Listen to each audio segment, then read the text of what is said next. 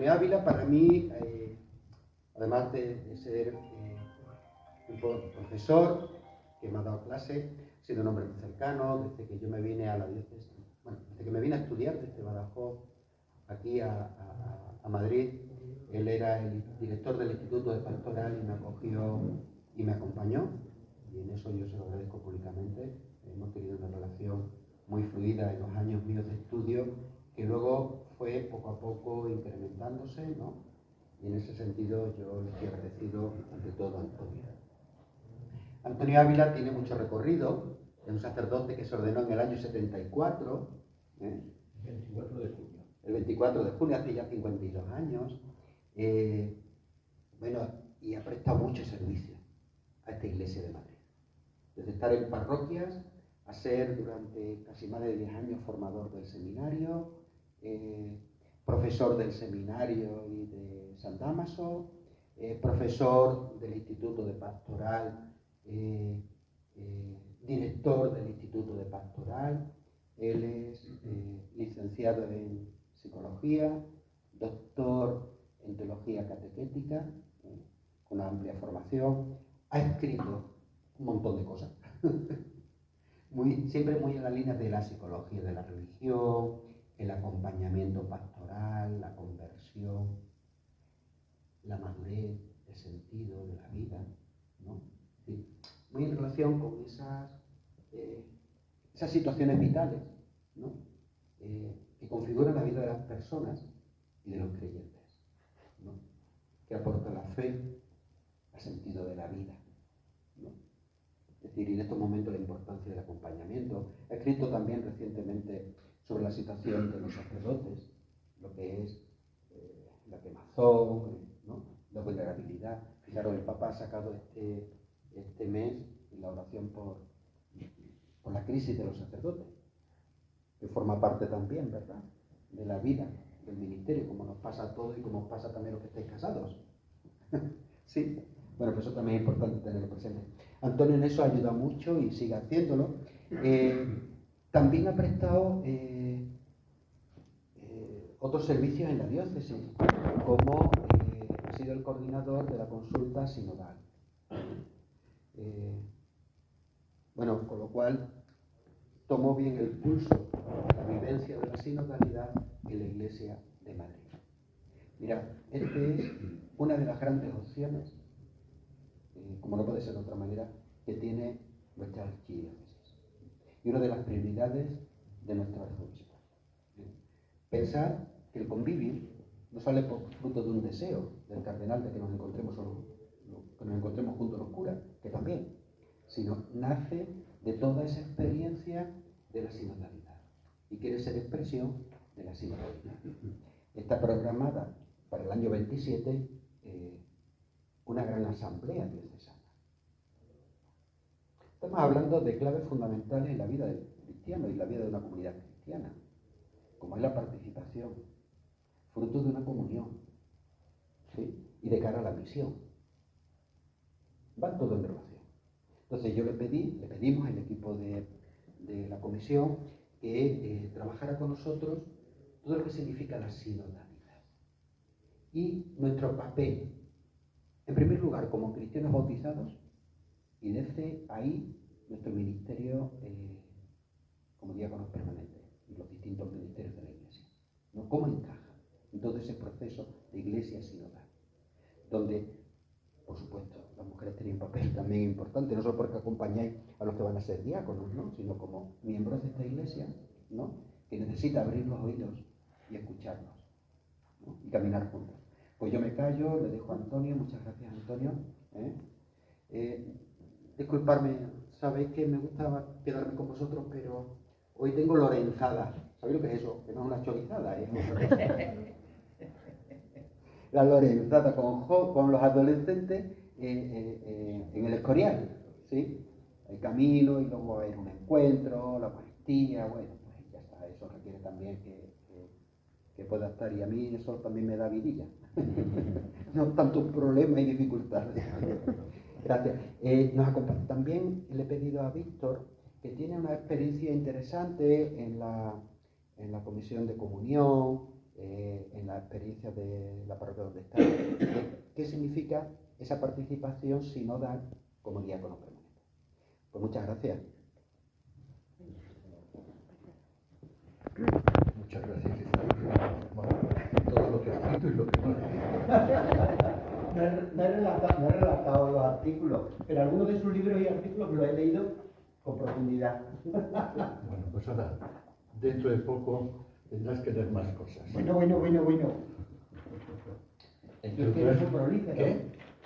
Leo Cosas sobre el muy tema profundo. que vamos a tratar. Como veis, yo soy muy clásico, soy de... Mi padre tenía imprenta, mi abuelo tenía imprenta y yo soy de... ¿Son uno o dos? Es que te ha tocado... Sí, el que no da igual, da igual. Hay que Dos sobran, porque te ha tocado el original, eso es. o la mitad del original. Bueno, el esquema que tenéis en la mano lo voy a intentar seguir lo más literalmente posible. Es un esquema muy amplio para que no tengáis que estar muy pendiente. Teniendo ya el esquema, prácticamente tenéis todo lo que voy a decir, ¿vale? En cualquier momento me interrumpís para decirme, oye, eso que estás diciendo lo puedes ampliar, no te entiendo qué estás diciendo, no estoy de acuerdo, esto me parece muy importante. Estamos en familia y estamos dialogando. Punto de partida. Y primera cosa, me atrevería a decir que el tema que hoy abordamos es el más importante que podemos abordar en este momento de la Iglesia. Y que del Concilio Vaticano aquí, el sínodo de la sinodalidad es el hecho eclesial que tiene más consecuencias. El hecho es que voy a partir del siglo XII para que veáis la revolución tan importante en la que estamos metidos. Yo no veré los resultados y probablemente ninguno de los presentes llegaremos a ver los resultados, porque estamos en un tema de fondo muy importante.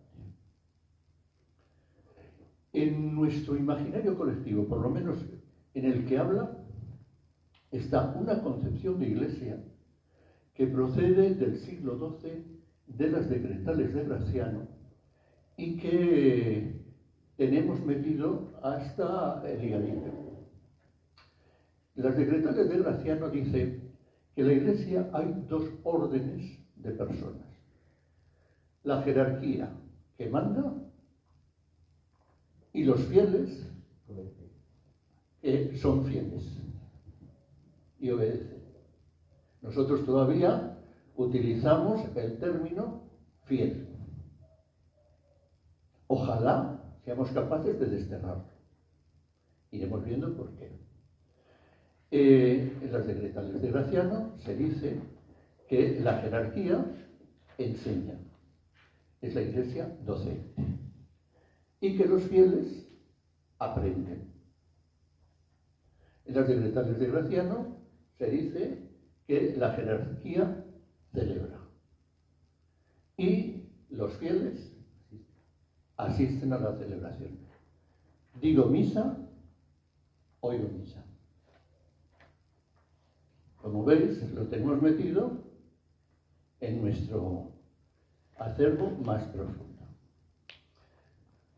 Las decretales de Graciano llegan, yo creo que a su punto más clave en el Concilio Vaticano I, que empezó pues desde el Papa, entonces definió la infalibilidad papal, y iba a seguir hacia abajo en los ministros soberanos.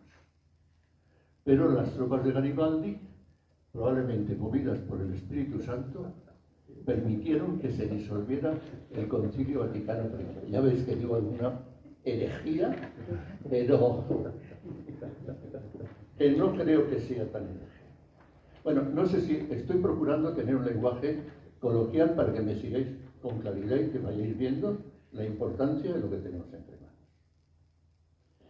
Y la fuerza del Espíritu hizo que en la segunda sesión del Concilio Vaticano II un cardenal, el cardenal Suenens, presentara una moción de censura al esquema que se tenía preparado sobre la Iglesia. El esquema que había preparado la Comisión sobre la Iglesia era continuar con el Concilio Vaticano I. Y era continuar con los obispos, los presbíteros, los ministros ordenados y luego los fieles.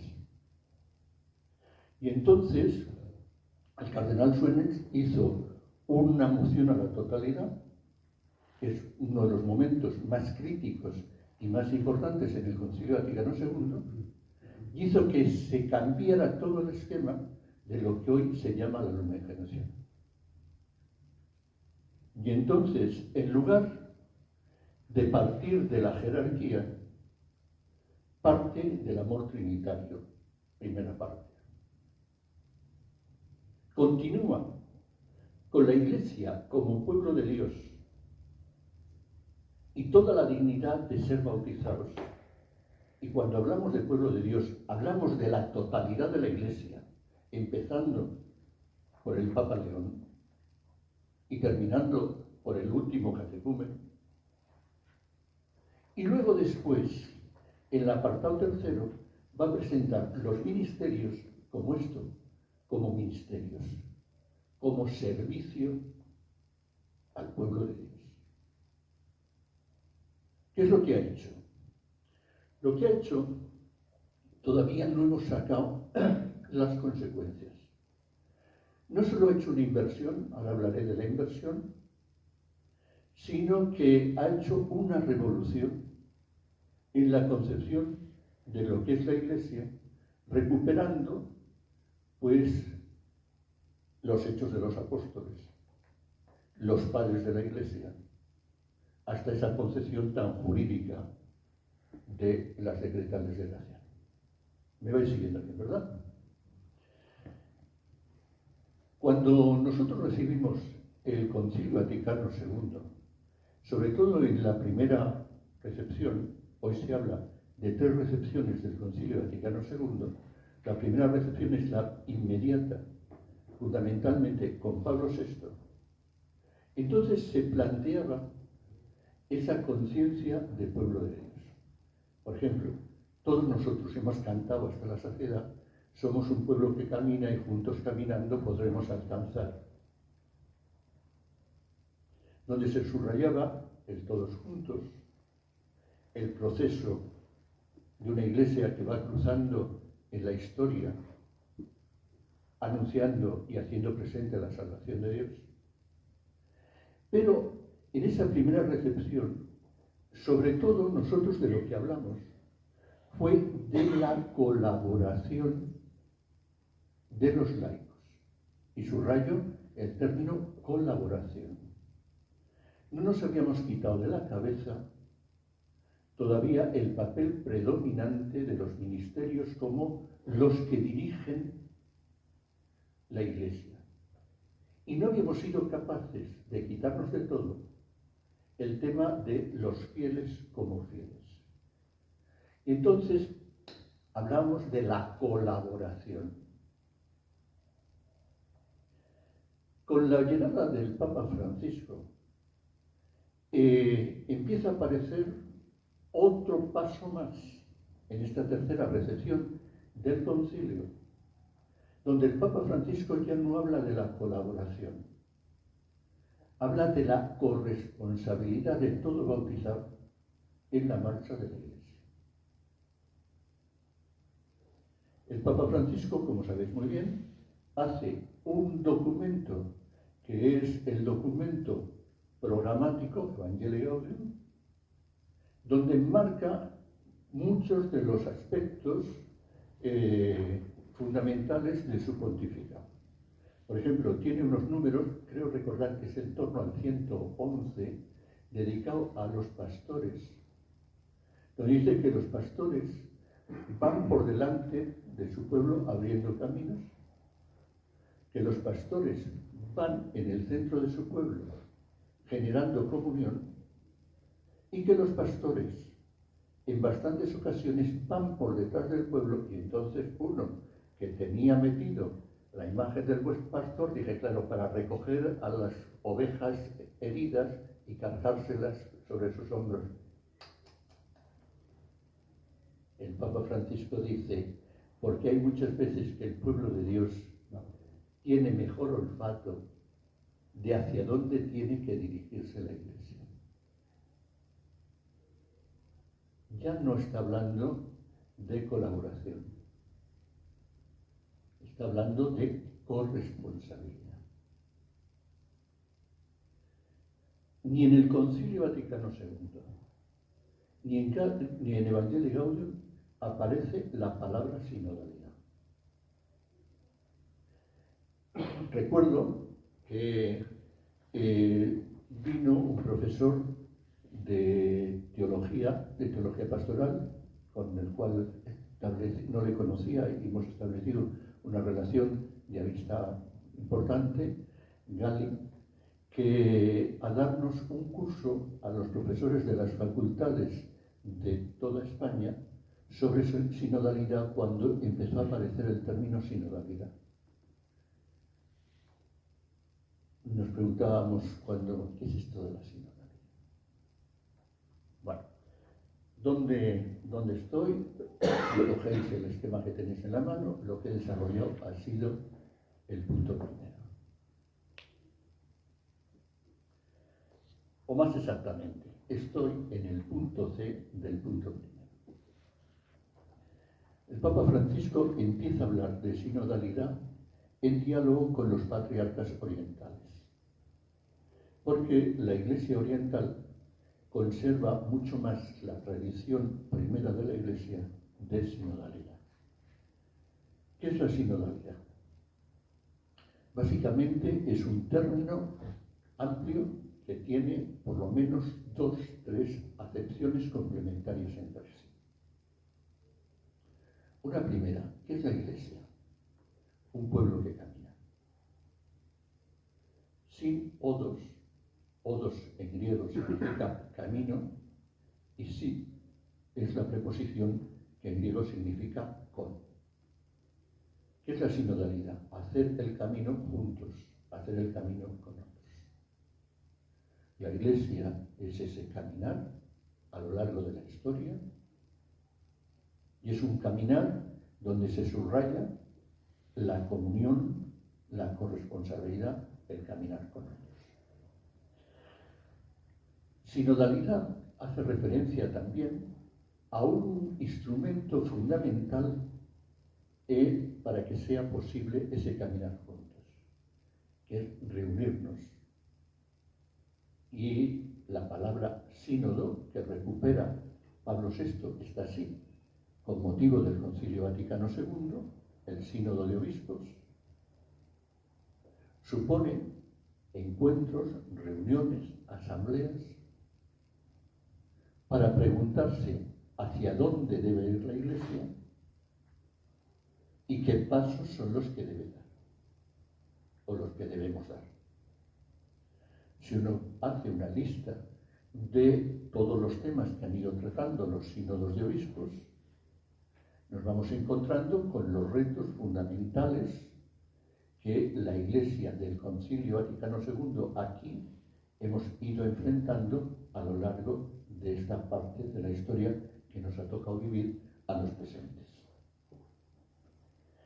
Pero hay una tercera acepción del término sínodo, sinodalidad, y es ¿cuál es el fundamento de la sinodalidad?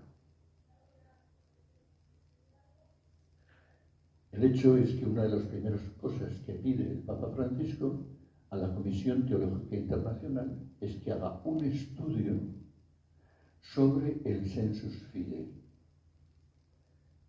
¿Qué es el sensus fidei? ¿Cuál es la forma, la voz y el papel que tenemos que tener los bautizados a la hora de ese caminar de la Iglesia? De manera que la palabra sínodo tiene una primera acepción, es una concepción de la Iglesia como camino, no como una institución quieta, sino como una realidad en camino formada por todos, donde la comunión es el órgano central.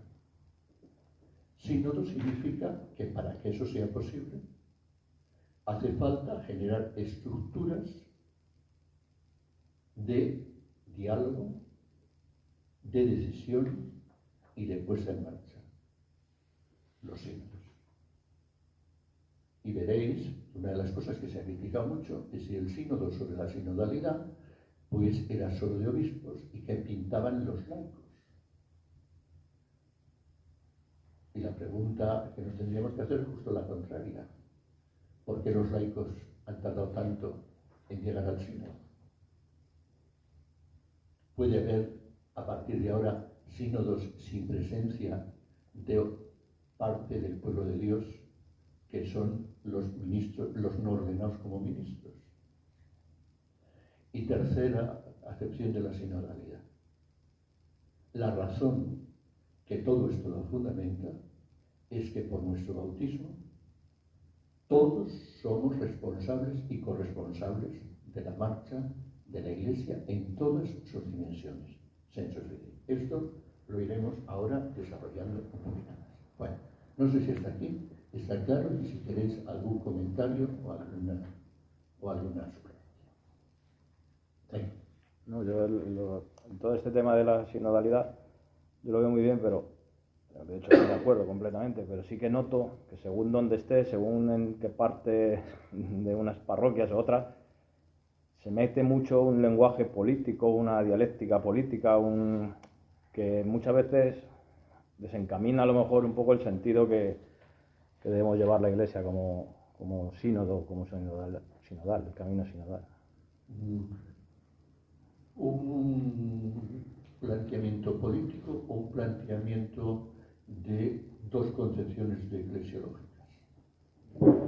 No, yo lo planteo más político, se mete Más mucho político. discurso político, mucho discurso de fuera, mucho discurso se introduce, ¿no? Aquí. No soy capaz de entender lo que quieres comentar. A ver, intenta explicármelo. Sí, pues que yo soy... que la gente fuera, pues cada uno tiene sus opiniones, sus cosas, y luego pues muchos lo llevan a una iglesia más patriótica, otros lo llevan a una iglesia más solo por los pobres, a lo mejor, es que no sé explicarme yo también. ¿Sabes? Bueno, igual con lo que ahora voy a seguir desarrollando, Sí, a ver. si no, vuelves a ello y insistimos y intentamos. Vamos a ver. Con eso entraría, bueno, no sé si queréis alguna cosa. Perdón, es por centrarme, como decías al principio, que no vamos a ver los frutos del sínodo. Claro, yo ahora un poco aterrizándolo, pues claro que no vamos a ver el final del sínodo, pero en los tiempos, porque por lo que yo estoy entendiendo es un poco el caminar juntos, y claro, caminaremos hasta donde lleguemos cada uno y nunca se acabará. Claro, bueno, eso sin duda, pero a lo que me refería es que el cambio de mentalidad de una iglesia clerical a una iglesia del pueblo de Dios no es un cambio que se hace en 2 minutos. O sea, yo no veré, ya me gustaría ver una iglesia con una participación de todo el pueblo de Dios y no solo de los clérigos en la marcha, por ejemplo, en la Iglesia de Madrid. Fijaros, voy a hacer una crítica que no me oiga nuestro cardenal. Esto, fijaros, decía Vicente que Convivium es una experiencia sinodal, pero todavía muy clerical. Tiene que tener una segunda fase, que es la que tú planteabas, que es la de la Asamblea del Pueblo de Dios. Si esto, montar Convivium, ha sido todo un reto, imaginaos el reto que es crear una auténtica Asamblea del Pueblo de Dios en Madrid. Será el año 27, porque lo marca, ahora lo señalaré, el proceso sinodal. Pero esto no va a ser más que un aperitivo.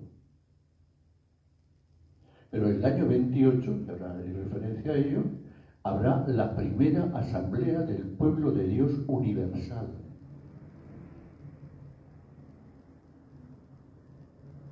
Manda huevos.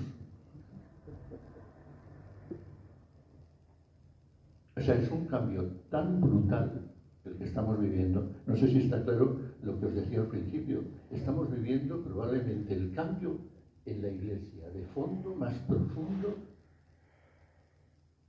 Y esto necesita siglos. Esto necesita siglos. Ahora, según vayamos avanzando, intentaré que vayáis viendo las consecuencias que todo esto tiene. ¿Más cosas queréis? El ejemplo de la Asamblea Sinodal Alemana, que está dando un poquito que hablar y tal. No sé si es un buen ejemplo o un mal ejemplo de hacia dónde vamos. No es un buen ejemplo. No es un buen ejemplo. Esto, no quiero entrar en ello porque entonces ya nos vamos, pero no es un buen ejemplo. Si tuviéramos que buscar un buen ejemplo que está en el fondo de todo lo que estamos hablando, hay las asambleas episcopales latinoamericanas y en concreto la asamblea de Aparecida, donde el cardenal Bergoglio fue presidente de aquella asamblea, que en gran parte es lo que va a recoger todo el sínodo, y la asamblea episcopal de Aparecida continúa con una asamblea del pueblo de Dios en América Latina muy desconocida, pero muy importante. Todo un continente que deja de tener una asamblea de los obispos latinoamericanos para tener una asamblea del pueblo de Dios latinoamericano con un documento conclusivo muy interesante de leer, no es moco de pavo. No es, el mejor ejemplo no es el de la Iglesia alemana, porque es un planteamiento excesivamente reivindicativo de enfrentamiento entre laicos y jerarquía. Mientras que lo que os estoy comentando de la Iglesia latinoamericana es sinodal porque es caminar con, no caminar contra. No sé si así muy en síntesis. Avanzamos. Bueno, con eso entraríamos en el proceso del sínodo 21-24. No hay que identificar sinodalidad con el sínodo 21-24. El sínodo 21-24 lo que ha intentado ha sido poner en marcha la sinodalidad en la Iglesia. Pero el sínodo 21-28, ahora ya no se habla 21-24, sino de 21-28, pues pasará y la sinodalidad, Dios quiera que quede como fruto del sínodo 21-24. El sínodo 21-24 tiene una metodología que es la metodología pastoral. No en vano, el cardenal Bergoglio, antes de ser cardenal y antes de ser obispo, fue profesor de teología pastoral. Y entonces, él conoce muy bien la metodología pastoral, que es ver, juzgar y actuar. Y intenta el sínodo 21-28 aplicar esa metodología a la Iglesia en toda la articulación del sínodo. ¿Qué es lo que hace? Ver. O más exactamente, escuchar. El Papa Francisco cambia el término ver por el término escuchar. ¿Y escuchar a quién? Primero, dar voz para escuchar a todo el pueblo de Dios. Y lo que se propone es una consulta en todas las diócesis para que todo el pueblo de Dios tenga voz. Las asambleas diocesanas, las asambleas nacionales y las asambleas continentales. Pero no solo pone el oído a la escucha del pueblo de Dios, sino que se pide también que se escuche a todos los que no forman parte del pueblo de Dios para que sea escuchado los deseos, las ansias y las necesidades de toda la humanidad. Por ejemplo, en la Diócesis de Madrid, don Carlos me llamó para que coordinara la consulta al pueblo de Dios.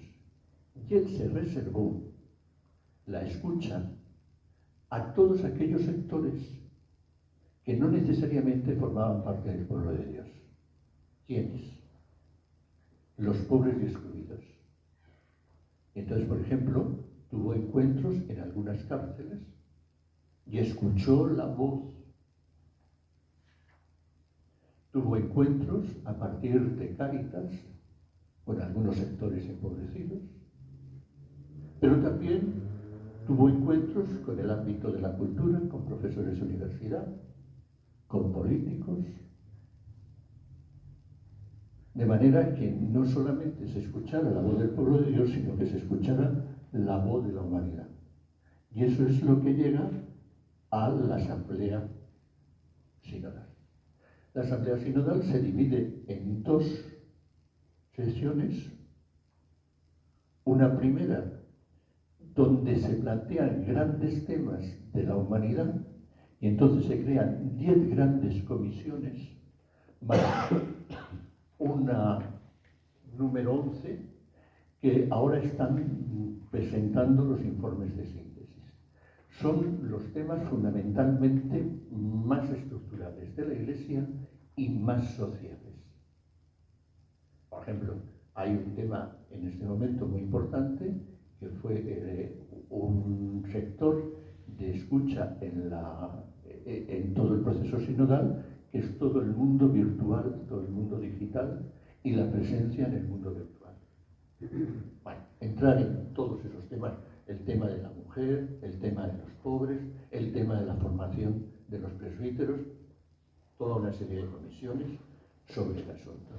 Y en la segunda asamblea se camina hacia el documento final, que precisamente lo que hace es cristalizar toda la reflexión sobre la sinodalidad. Y a partir de ahí, que es discernir, juzgar, entramos en la etapa en la que en este momento estamos en el sínodo, que es el de la puesta en práctica, el actuar, conocido por la implementación. ¿Qué es lo que se nos pide? Se nos devuelve todo lo decidido para que lo pongamos en práctica en todas las iglesias, y cada iglesia local, viendo sus necesidades, sus características, vaya implementando esta forma de ser iglesia sinodal en la que todos participamos. No sé si está aquí, está suficientemente claro lo que esta terminará el año 27 con asambleas, otra vez diocesanas, nacionales y continentales, para terminar en la gran asamblea del pueblo de Dios. Ya no es una asamblea de sínodo de obispos, sino asamblea del pueblo de Dios, donde se marque la marcha de la Iglesia para el futuro. Vamos a ver, todo esto, ¿qué es lo que supone? Supone que la visión de Iglesia, donde se centra toda la Iglesia en los ministros ordenados, cambia totalmente. El Papa Pablo VI, que es el que firma los documentos conciliares, firma los documentos conciliares como el siervo de los siervos de Dios. ¿Qué es lo que hace el concilio y qué es lo que hace el Papa Pablo VI? La pirámide de poder, jerarquía, la convierte en una pirámide invertida de ministerialidad, de servicio. El Papa deja de ser el sumo pontífice, que va en silla gestatoria para ser el siervo de los siervos de Dios, que lava los pies a los discípulos. Ha hecho todo un primer paso muy revolucionario. El Papa Francisco, en Evangelii Gaudium, da otro paso que cambia la concepción de Iglesia. Y entonces, en lugar de concebir la Iglesia centrada en los ministerios y por lo tanto piramidal, aunque sea piramidal invertida, él va a hablar de la Iglesia poliédrica. Y dirá, la Iglesia no es una esfera. No dice que la Iglesia no es una pirámide, porque lo da por supuesto. La Iglesia es un poliedro. ¿Qué es lo que quiere decir? Si la Iglesia somos todos los bautizados, no podemos seguir hablando de una iglesia piramidal o piramidal invertida, que eso sigue siendo una iglesia clerical. Tenemos que hablar de todos los miembros que formamos la iglesia, de todos los bautizados. Pero la iglesia no es esférica, porque no todos tenemos los mismos papeles, las mismas funciones, las mismas responsabilidades, las mismas tareas. Sino que en la Iglesia tenemos responsabilidades diferenciadas. El Papa León tiene unas responsabilidades que yo no tengo. Y pienso en María, que es una mujer encantadora, que en la parroquia en la que yo estoy tiene una misión: rezar todos los días el rosario, dirigir el rosario, que es una tarea diferente de la que yo realizo cuando presido la celebración eucarística. Entonces la Iglesia, algunas veces así en lenguaje coloquial he dicho, se parece más a una patata que a una esfera. Tiene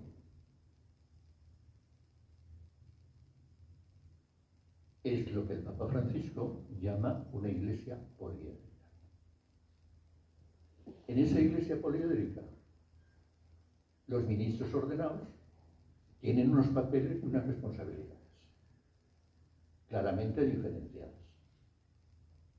Los ministerios instituidos tienen unas responsabilidades y unas tareas diferenciadas. Y una de las cosas que se ha planteado en el sínodo sobre la sinodalidad es si no habría que instituir algún ministerio instituido nuevo. Por ejemplo, del que se habla mucho es un ministerio fundamental en la Iglesia, pero yo no sé si tiene que ser un ministerio instituido, tiene que ser un ministerio no instituido o tiene más que ver con un carisma, la escucha. Hay mucha gente en nuestra Iglesia que necesita ser escuchada y necesita oídos que escuchen. Y muchas veces, más que anunciar doctrina, necesito escuchar ilusiones, esperanzas, dificultades, penas. Cuando uno se acostumbra a escuchar, es muy frecuente que te diga alguien: ay, muchas gracias por todo lo que me has dicho, y os aseguro que no ha abierto el pico. Lo ha abierto para decir: hola, ¿cómo estás? ¿Bien o te cuento? Pues cuéntame. Y ya se termina. Y te dicen: ¿cuánto te agradezco todo lo que me has dicho? No, ¿cuánto me tienes que agradecer todo lo que te he escuchado, que ha permitido que tú te digas lo que necesitabas decirte a ti mismo? Bueno, pues en una iglesia poliédrica existen ministerios ordenados, existen ministerios instituidos, catequistas, responsables de comunidades, existen ministerios ocasionales, aquellos que Otros hablan de ministerios ad tempus, que desarrollo en determinadas circunstancias, y sobre todo algo que yo creo que tenemos que recuperar, que es carismas, cualidades personales, dones que el Espíritu desarrolla sobre nosotros, que nos permite ocupar un papel en la Iglesia, que es el nuestro y por lo tanto insustituible. Y todo ello al servicio del bien común. No sé si hasta aquí está planteado dónde estamos. Estamos prácticamente en todo el tema de la implementación. Que vaya bien la Lorenzada. Gracias.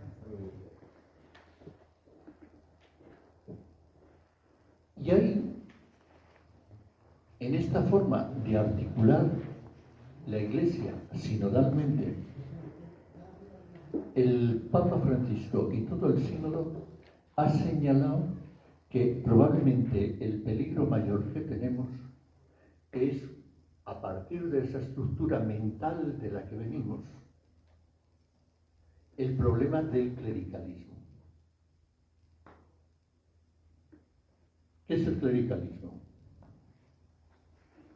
El que siga habiendo personas que quieran dominar la marcha de la Iglesia y que en el fondo nieguen este aspecto poliédrico. Y fijaros que digo personas, porque existen distintos tipos de clericalismo. Hay un clericalismo que es el que desarrollamos los clérigos cuando seguimos diciendo: en esta parroquia mando yo, que soy el párroco.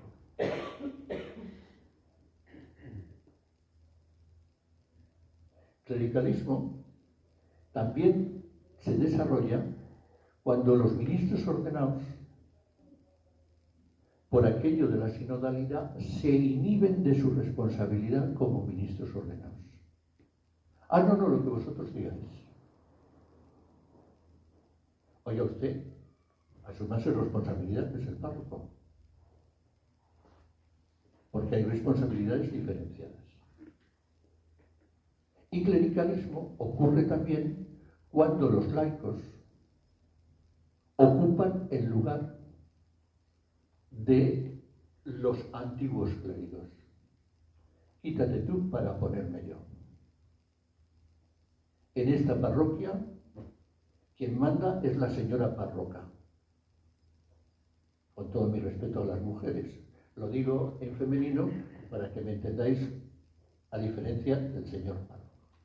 Y es que de pronto hay un laico o una laica que es quien parte aquí el bacalao. Y que nadie se mueve sin su autorización. Estamos en un proceso donde necesitamos recuperar los ministerios, y cada uno con sus características propias, donde necesitamos recuperar los ministerios instituidos y los ministerios ocasionales, y sobre todo donde necesitamos recuperar los carismas. De manera que cada uno en esta iglesia poliédrica, no esférica, vayamos ocupando nuestro lugar. ¿Para eso qué es necesario? Básicamente lo que antes os decía, que existan órganos de corresponsabilidad, órganos sinodales. Fundamentalmente los órganos sinodales por excelencia son los consejos de pastoral. Los consejos de pastoral son aquellos órganos a nivel diocesano, a nivel parroquial, donde hay presencias de todas las dimensiones eclesiales. Donde están presentes los catequistas, donde están presentes los visitadores de enfermos, donde están presentes los que trabajan en el ámbito social y caritativo, donde están presentes los ministros ordenados, donde estamos presentes todos. Y que sean lugares y espacios de diálogo. Curiosamente, en el Código de Derecho Canónico, los consejos de pastoral todavía son optativos. Por eso antes os decía que había 10 comisiones, más una comisión oncena, que es la de la reforma del Código de Derecho Canónico. En nuestra diócesis de Madrid, porque la Santa Sede ha dicho que mientras que el Código de Derecho Canónico no se hacen las reformas que se tienen que hacer, que están más que cantadas, pues que los consejos de pastoral, el obispo decida si han de ser obligatorios o no. Y en la diócesis de Madrid, nuestro cardenal ha decidido que los consejos de pastoral deben ser obligatorios. Otra cosa es que luego después en la práctica sean consejos de pastoral y no sean solamente en papel. Porque hay parroquias donde tenemos consejos de pastoral que te dice fulano, mengano, zutano y perengano, y cuando vas a la visita pastoral se reúnen para saludar al obispo, pero llevaban 5 años sin haberse reunido. No, eso no es un consejo de pastoral. Eso es una lista en un papel. Entonces necesitamos poner en marcha todos los órganos sinodales de manera que la corresponsabilidad del pueblo de Dios vaya caminando. Bueno, no sé si hasta aquí va estando claro. Y como ya no quiero enrollarme mucho y abrimos diálogo, una última cosa. Todo el proceso sinodal ha hecho, y me refiero solamente lo señalo, y luego si queréis lo hablamos, pero antes le decía a Vicente, y yo creo que lo he puesto en el esquema, pero supongo que esto lo estáis abordando en otros momentos, todo el proceso sinodal, una de las cosas que ha hecho ha sido replantear los ministerios ordenados. Y en concreto os afecta a vosotros muy directamente. ¿En qué sentido? La concepción previa, piramidal, de los ministerios ordenados era una jerarquía. Antes del concilio había el subdiaconado, que luego se retiró porque no tenía tradición en la Iglesia, pero el diácono como puerta de entrada al ministerio presbiteral y el episcopado como la cumbre del ministerio episcopal. Una vez más nos encontramos con la pirámide. ¿Qué es dónde estamos en este momento? En una iglesia poliédrica, los ministerios ordenados necesitan que cada uno de ellos tengan su propia identidad. Os decía antes, como el Papa Francisco en Evangelii Gaudium describe el ministerio de los obispos y lo describe con esa triple dimensión. Es verdad que en los presbíteros, en cierto modo, nos lo podemos aplicar, pero es verdad que ese no es el papel de los presbíteros. Los presbíteros tenemos un papel diferente. Y con la recuperación del diaconado permanente y con la recuperación de la sinodalidad en la Iglesia, nos tenemos que preguntar cuál es el papel propio de los diáconos, que dan identidad a los diáconos, no en relación con los presbíteros, no en relación con los obispos, sino en sí mismos. ¿Cuál es esa identidad? Lo tenéis en el mismo nombre. Los servidores de la mesa. Y fundamentalmente hay 4 mesas que servir. La primera, y a mi manera de ver, la fundamental, que es la que os da mayor identidad, la encontráis en los Hechos de los Apóstoles. La mesa de los pobres. Los apóstoles dicen que vamos a elegir 7 diáconos para desarrollar una tarea que nosotros ni podemos ni queremos desarrollar porque no es nuestra. Y así aparece el diácono, el servicio a los pobres y a las viudas. Pero hay otras mesas que también hay que servir. La mesa de la palabra y la predicación. La mesa de la enseñanza y la integración a la comunidad cristiana. El ámbito de la evangelización y la catequesis. Y la mesa del altar.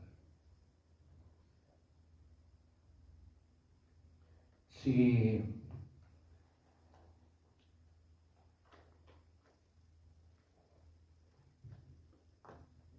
el CELAN y los claretianos están publicando unos folletos sobre sinodalidad muy interesantes, muy buenos, pero en concreto os presento este, que es el que se refiere especialmente a vosotros. Os recomendaría que lo busquéis y lo compréis. Yo, por ejemplo, lo he comprado en Paulinas, ahí en la calle San Bernardo, pero en cualquiera de las librerías. Diáconos en una iglesia sinodal. Y lo que plantea es precisamente la identidad del diaconado en la iglesia sinodal. Me parece que es un folleto suficientemente sencillo. Es una colección de toda una serie de folletos, lo dejo aquí ahora para que lo veáis, pero que merece la pena leerse. Bueno, pues no sé si me he enrollado más de lo que debía. Mirad a ver, abrimos todo el diálogo que queráis. Y no sé si esto está respondido lo que tú antes planteabas, pero vuelvo un momento a ello. Vamos a ver, en una iglesia sinodal, sin duda, como una iglesia piramidal, todo puede ser manipulado desde intereses internos y externos. Como yo soy muy viejo, recuerdo en la dictadura de Franco cómo se manipulaba a Pío XII.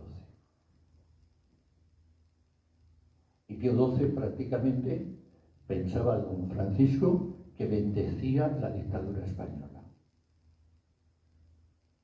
Bueno, si tú vas extrapolando unas cosas y otras, pero hay que extrapolar.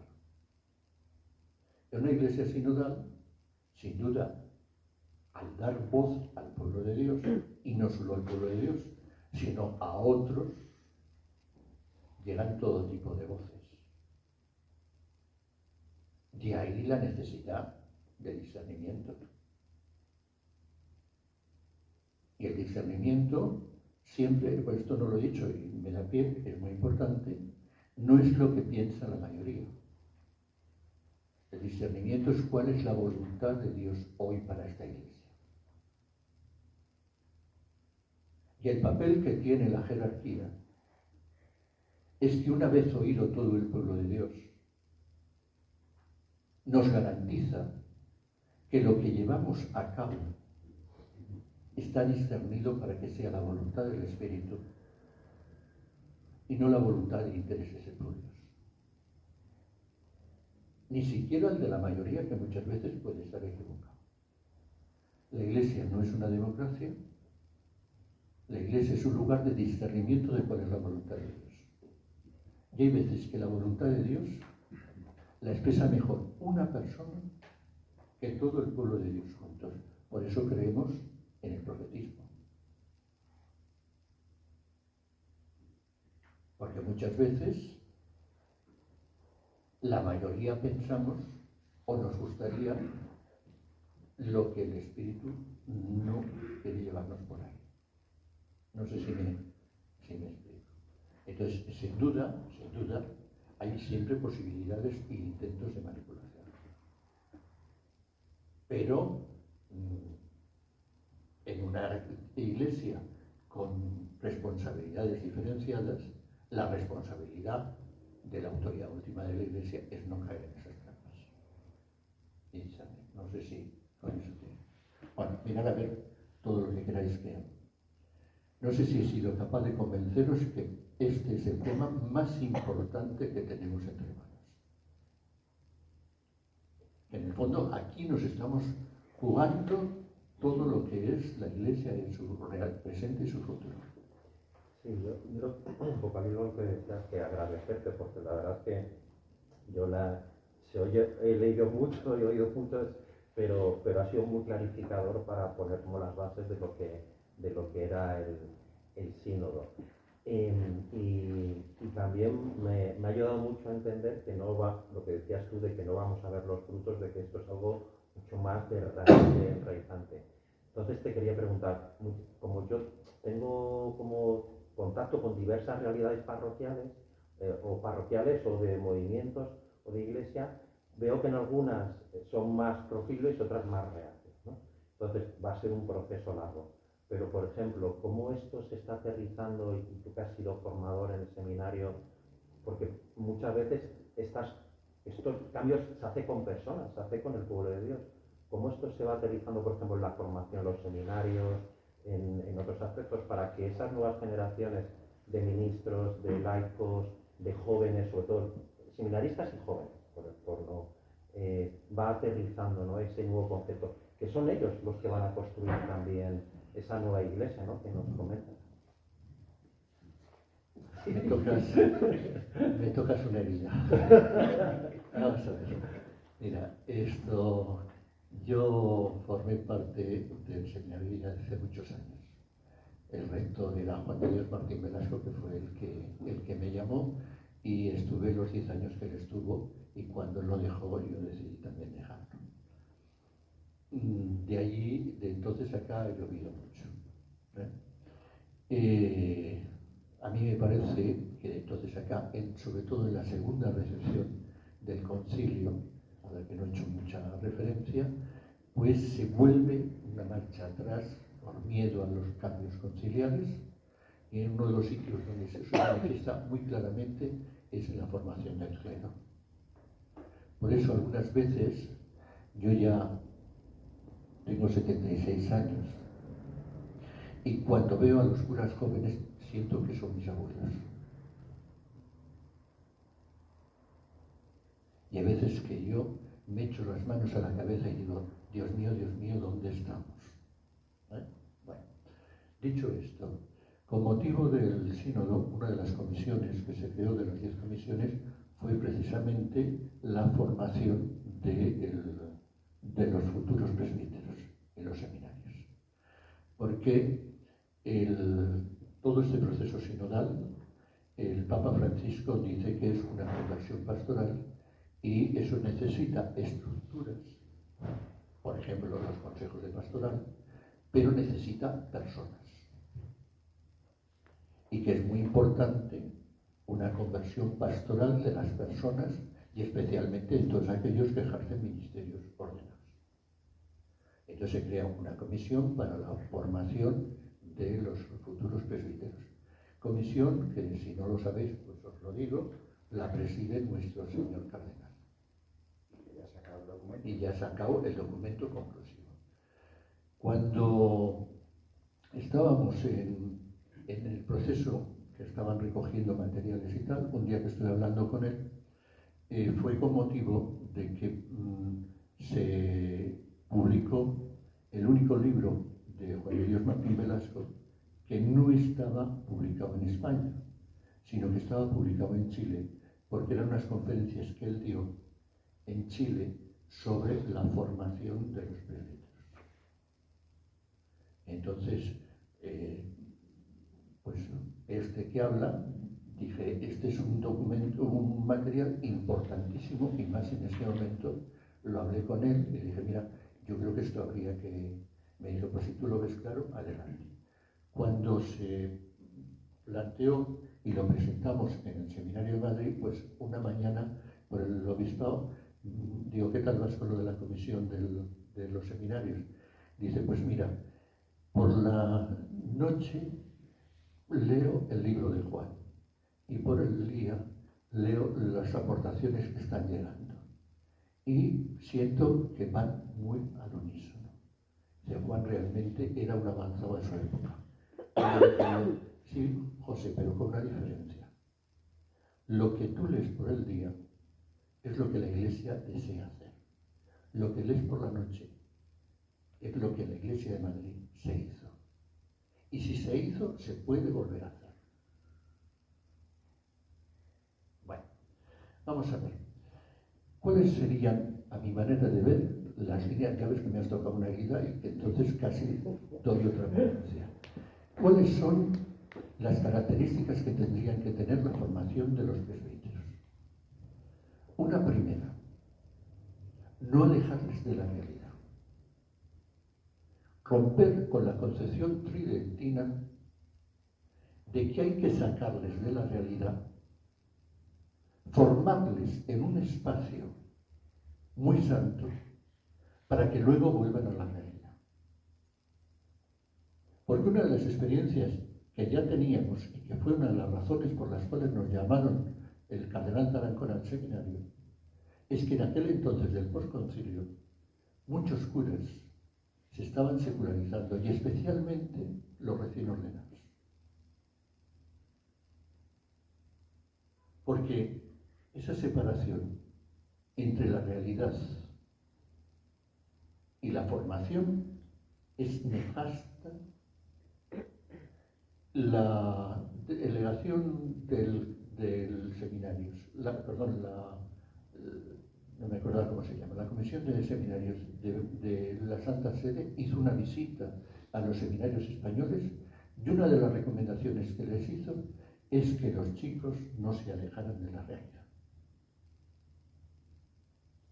Segunda cosa, fundamentalmente para mí, en la formación. Lo digo con una cosa que nos decía el cardenal Tarancón permanentemente cuando venía todos los meses a la reunión de formadores. Hijos, primero que sean hombres y luego ya serán curas. Cuando nosotros llegamos al seminario de Madrid, la ratio instituciones sacerdotales, o sea, las líneas de la Santa Sede para la formación de los presbíteros, no tenía ni un capítulo dedicado a la formación humana. Y uno de los pasos que hizo el Seminario de Madrid en aquel entonces, y que ya está incorporado a todas las ratios siguientes, es que un aspecto de la formación es la formación humana. Necesitamos hombres sanos, capaces de ser hombres auténticos y que vivan su humanidad como creyentes.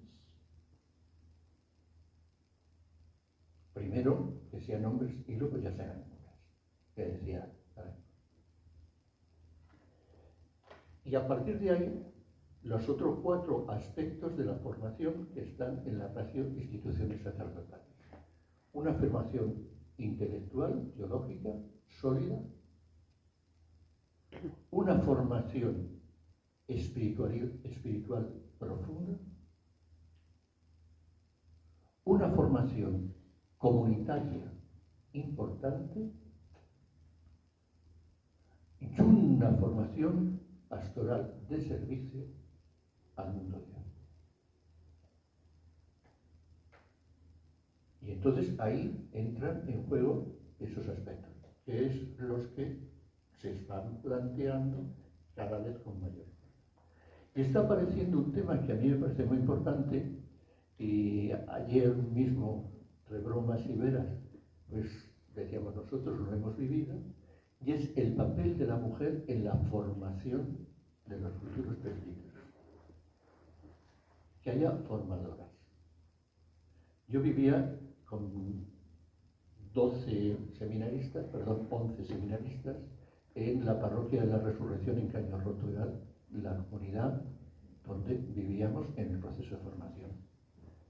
Y en mi casa, ayer celebrábamos la Eucaristía porque se cumplía el año de la muerte de Lupe, que era una religiosa, que era la que llevaba toda la casa. Era la madre de familia. No era la cocinera, porque la cocina la hacíamos entre todos.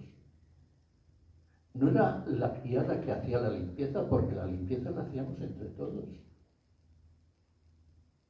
Era la madre de familia. Era la que cuidaba de que toda la infraestructura funcionara. Pero formaba parte de las reuniones de formación. Y había veces que decía a Lupe, Sí, mucha espiritualidad. Pero cuando llega el momento de fregar las cacerolas, querido colega, ¿dónde se te ha ido el servicio?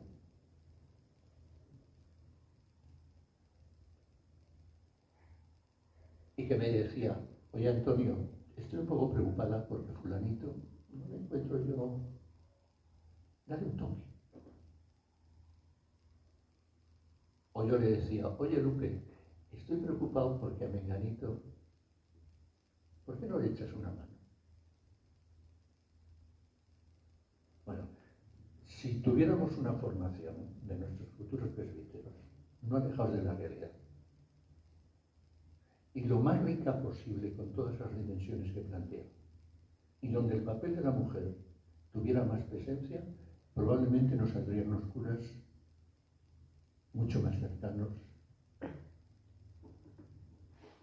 No, ya ves que me has tocado una fibra. Bueno, más cosas que queráis.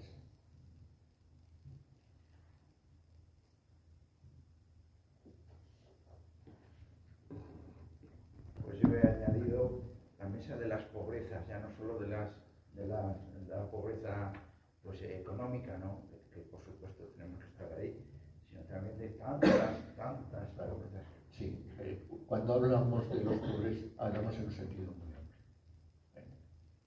Fijaros, por ejemplo, en este momento que estamos viviendo de la guerra y de toda la violencia, ¿cuántas violencias no necesitan ser acompañadas? ¿Cuántas heridas no necesitan ser curadas? Todo eso son pobrezas, en sentido amplio. En el caso, la Iglesia ha hecho mucho y el sínodo de la sinodalidad ha presentado pues una serie de estrategias muy importantes, pero a nivel de catequesis, los catequistas y a nivel de profesorado de religión, ¿qué mecanismos o qué recomendaciones pudiéramos tener para que toda esa información, todo ese trabajo de la Iglesia y todo el trabajo del sínodo se haga parte de la vida de la Iglesia? Pues vamos a ver, yo te decía que este es un proceso largo. Ya me gustaría a mí que nos dieran vueltas como calcetines y nos convirtiéramos todos de la noche a la mañana y cambiáramos de mentalidad. Todo lo que son cambios de mentalidades, de actitudes, es un proceso lento. Pero es un proceso donde lo educativo forma un muy importante. La catequesis tiene mucho que ver con lo educativo porque es crear creyentes. Entonces eso supone... Ahora, estamos en esta primera parte de la recepción, de la implementación, donde ya me daría yo por contento con que esto que hoy estamos hablando llegase a los responsables, no digo a los catequistas, a los responsables de catequesis. Un problema que estamos teniendo en la diócesis de Madrid, a mi manera de ver, es que esta fase de implementación está coincidiendo con tantas cosas que igual nos la está despistando. Antes os decía, el convivio, decía Vicente, tiene mucho que ver con la sinodalidad, sin duda, pero eso no llega al pueblo de Dios, no llega a los catequistas. Y aquí hay una carencia. La visita del Papa, siendo muy interesante, se está metiendo y está ocupando gran parte de la atención, cuando, según el sínodo, tendríamos que estar en este momento trabajando los grupos de consulta con los materiales que vienen desde Roma y con los materiales que genera la Conferencia Episcopal. Yo no sé si habéis oído hablar algo de los cuadernillos de implementación de la sinodalidad de la Conferencia Episcopal. Seguro que no. Que ni los habéis oído. Pero eso es lo que le está pasando a toda la diócesis de Madrid. Yo sigo en el equipo, ya no como responsable de la implementación del sínodo, En la página web de la diócesis están los documentos. A todos los que fueron responsables de los grupos de la consulta se les manda un email diciéndoles: ha salido un nuevo número, pero lo único que se recibe, digo porque lo gestiono yo personalmente, son 2 personas que dicen: gracias, Antonio, por la información. Y mando 300 y pico emails. Una tragedia. Es verdad que el mundo no se termina en 2 años, pero es verdad que queda, en esto que tú estás planteando, todo un trabajo que hacer de ir generando esta mentalidad sinodal en todo el mundo de la catequesis, de los catecumenados, de los catequistas, porque por ahí va el futuro de la Iglesia. Sin duda. Pero hay aquí, me parece que hay una carencia muy, muy importante, muy importante.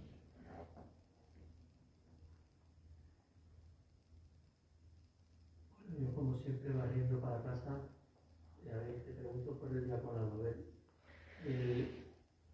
¿cómo lo ves para esta iglesia actual, esta vocación que tal? Sabes que aquí en España va lentísimo, especialmente en Madrid.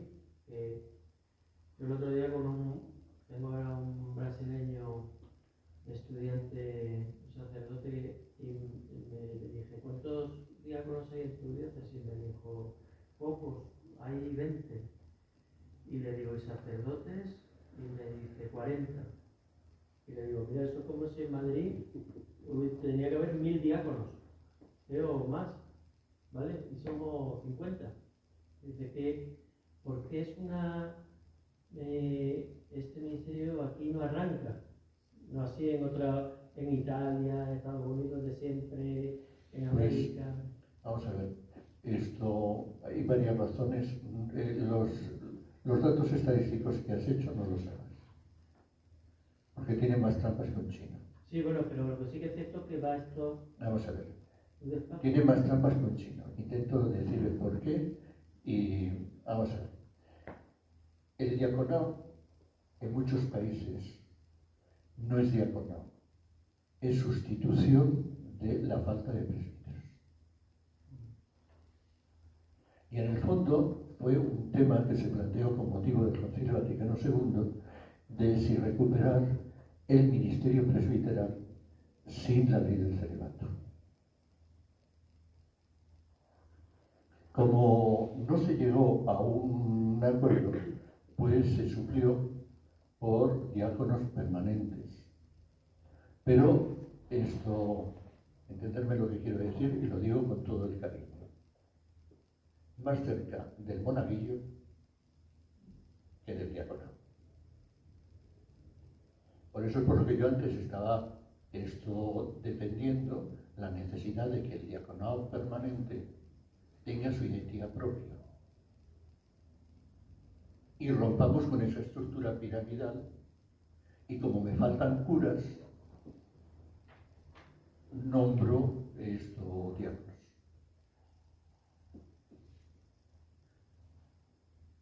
¿Qué tenemos por delante? Pues probablemente yo estaría contento de que en Madrid vayamos al ritmo que vamos, si, y eso yo no lo sé, eso lo sabéis vosotros mejor, si vais perfilando ese perfil de un diaconado permanente con características propias y con identidad propia. Eso no se improvisa en 3 minutos. Yo no querría una diócesis de Madrid con miles de diáconos que no tengan identidad de diáconos, sino que tengan identidad prestada. Identidad prestada y rebajada. No sé si me he explicado. Entonces, no me hagáis el número eso de que en Brasil, yo por ejemplo conozco Venezuela, conozco Panamá, conozco Honduras. Por ejemplo, Honduras no optó por el diaconado permanente, sino por los ministros de la palabra, que eran responsables de comunidades donde no llegaban los presbíteros. Y tenían más identidad los ministros de la palabra que los diáconos permanentes en otras partes de América Latina. Luchar por un diaconado con identidad propia. Ahí yo lo que estoy viendo, yo que me muevo en otra diócesis, que hay falta de sacerdotes. En Madrid, gracias a Dios, la cosa no está mal. Es precisamente eso. Pero eso no lo resuelve. Eso no lo resuelves. Vamos a ver, métete en la cabeza lo que te quiero decir. Eso no lo resuelves con diáconos permanentes, supliendo curas. Sí, pero un momento. Estuve el otro día en la diócesis de Segovia, reunidos con los ministros de la palabra, que son los responsables de las parroquias donde no hay curas. Y ese es un ministerio. A mí me preocupa que en la diócesis de Madrid los diáconos estén más pegados al altar que a Cáritas diocesana. Porque por lo menos tendrían que estar igual. Hablando de las 4 mesas que digo antes. Yo creo que en eso estamos de acuerdo todos. Yo, mi caso, mira, aquí con Juan Antonio vamos a cumplir 20 años ya de diáconos. Y yo me ordené así con niños pequeños y tal. Yo enseguida pensé, digo, bueno, pues me mandarán con la pastoral matrimonial, con los padres, con tal, con la juventud. Y acabé dando responsos, llevando la comunión a los viejecitos, ¿vale? Pero estoy yo, el carácter ese del diaconado que veo yo para los obispos ante la falta de sacerdotes, es mucho más fácil los ministros extraordinarios, que es lo que he visto yo en estas diócesis, que para qué vas a formar a uno, que le vas a meter en el follón del sacramento que sea, es muchísimo más fácil, manda a un jovencillo, a una señora o lo que sea que la de siempre de la parroquia, que se ha quedado sin ya el sacerdote muy mayor, pero claro, cómo conseguir, sobre todo para que se vea en los obispos, que debe coger el mensaje y digan, es que aquí no ordenamos a un suplente del sacerdote, ¿no? Sino a un ministro propio, distinto, ¿no? Con una vocación. Y entonces hay que trabajar por vuestra propia identidad y que los obispos nombren diáconos permanentes. No por la urgencia de que no tienen curas. Que desgraciadamente parece que al final pero aún así yo lo que veo que con esa urgencia se suple más fácilmente con... Sin duda, y gracias a Dios. Con los ministros extraordinarios. Y gracias a Dios. Porque si no corres el riesgo de no tener identidad propia.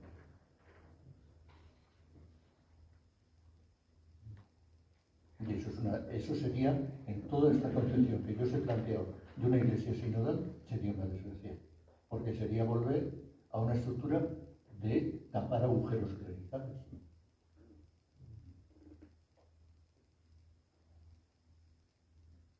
Más cosas que queráis.